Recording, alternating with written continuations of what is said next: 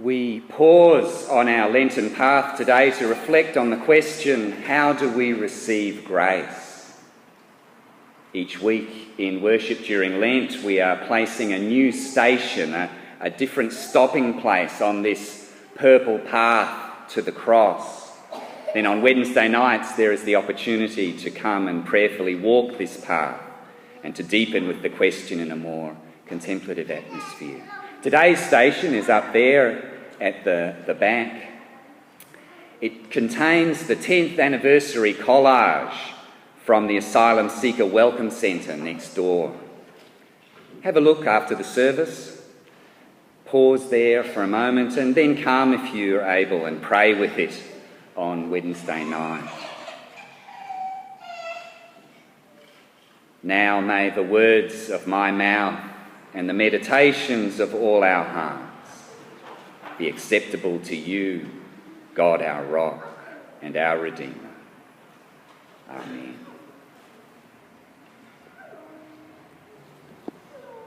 Jesus likens himself to a chicken today, which gives me the excuse to ask that classic mind bender, which comes first, the chicken or the egg?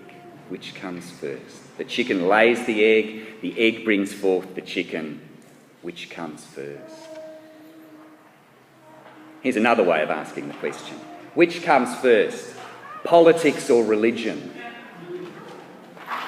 Does our politics shape our approach to faith, or does our faith give direction to our politics? And is the act of welcoming asylum seekers a political one or a religious one? Which comes first?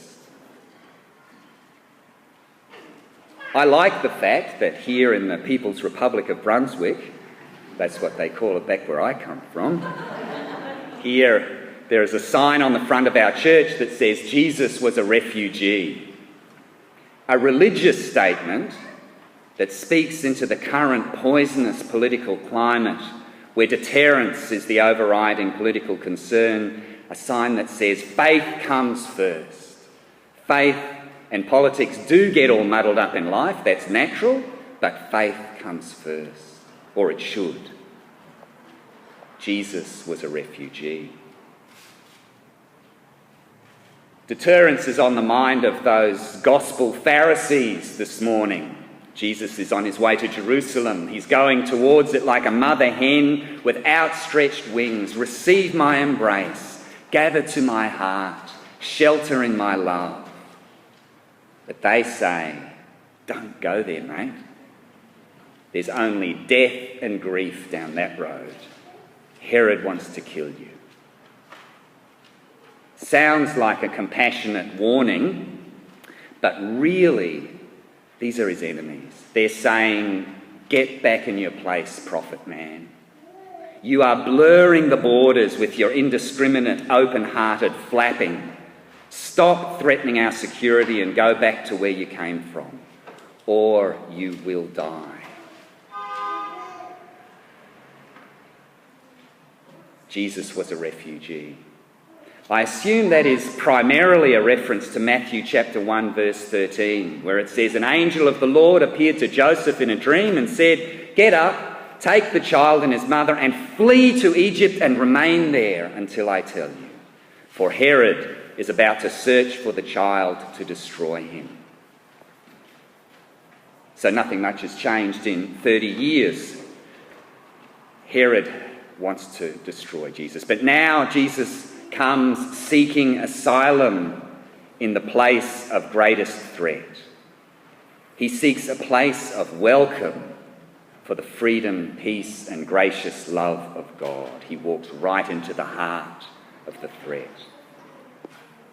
He comes like Yagub, who spoke at the 10th anniversary of the Asylum Seeker Welcome Centre, saying, an important thing about us is that in our own countries, many of us didn't suffer from hunger or lack of clothing or money.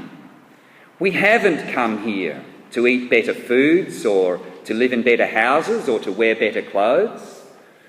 We asylum seekers in our own countries were starved of freedom and democracy. freedom of expression, freedom of religion, political and social freedom. We were deprived even of our basic human rights. So we have come here in search of them. We have come here to be ourselves, to feel free, to express our feelings, our emotions, our opinions, and our beliefs freely and openly.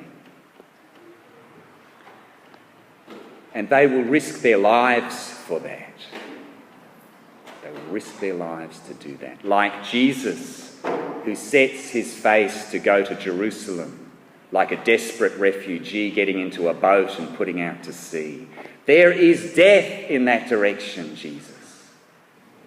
He knows that, but the desire that drives him is more powerful than death. Jesus was a refugee. As I read through this 10th anniversary booklet for the Asylum Seeker Welcome Centre, I was struck by a kind of gospel ambiguity expressed in it. Who is welcomed and who does the welcoming at the Asylum Seeker Welcome Centre? They write, a key philosophy of the centre's volunteer program centres upon the idea that volunteers become part of the larger Asylum Seeker Welcome Centre community. They benefit from the centre just as much as those who access its services. A defining feature of the centre is the willingness many clients and ex-clients have to volunteer and give back, cooking as part of the weekly community dinners or in other ways. We are proud to say that the line between who is helped and who is doing the helping at the Asylum Seeker Welcome Centre is often blurred and can often shift over time. On Tuesday, I popped into the kitchen here to meet the man who was preparing the community meal for that night. He was bustling about in his preparation, but he stopped when I entered, and I felt an incredible intensity coming from him. Was it joy? You know, I think it might have been. He seemed to be in a state of ecstasy. He enveloped me in it. He was delighted to see me, although he obviously had no idea who I was. I introduced myself, and he said, "I am cooking." He said it in a tone of radiant passion. He was so happy, infectiously so. And he brought me in and brought me close and pointed out his ingredients. Then he looked me in the eye and he said, "It is Persian food."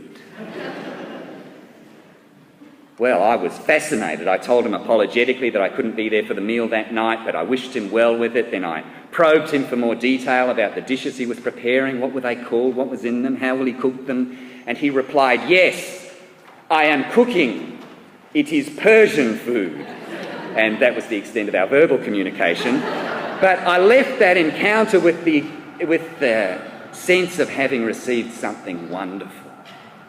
I didn't even get to share his meal with him, but he shared his joy with me. And what a gift. A gift of profound hospitality. Jesus is similarly profligate with the giving and receiving of hospitality. The line between who welcomes and who is the welcomer is similarly blurred for him. In fact, it contributes to his death. The same people who warn Jesus not to go to Jerusalem later turn on him because he is not picky about who he eats with. This person welcomes sinners, they say. Let's substitute the word outsiders for sinners in this instance. I think that captures the spirit of Luke's gospel well.